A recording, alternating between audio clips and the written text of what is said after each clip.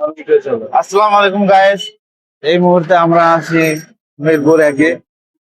আপনার নাম কি? 1 নম্বর মুক্তিযুদ্ধের সামনে।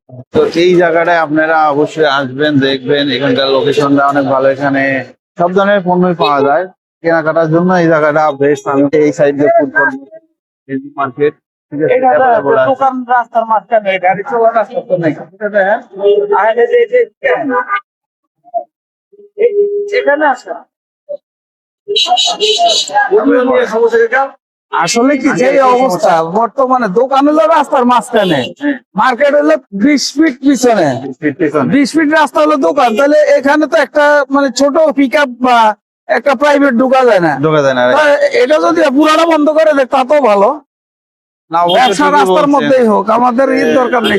মেইন রোড, যেটা মানুষের চলাচল রোড, এই রোডটায় যদি ব্লক থাকে তাহলে লোকজন যাবে কিভাবে আর গাড়ি ঘোড়া যাবে কিভাবে? এটা কিন্তু জি, জি। বাস্তব। রাস্তায় যদি ফুটপাত থাকে তাহলে ফুটপাতের একটা নির্দিষ্ট গন্ডি থাকে। আমাদের মিরপুরে কোনো ফুটপাতের নির্দিষ্ট কোনো গন্ডি নেই। ঠিক আছে, এটার পরে সন্ধ্যায় আবার আরেকটা লাইন হবে, ওদের গাড়ির চলার দরকার নেই। তখন দেখা যায় যে হাঁটার রাস্তাও থাকে। আসলে এই জায়গা না আসলে আমরা এগুলো দেখতে পারতাম না।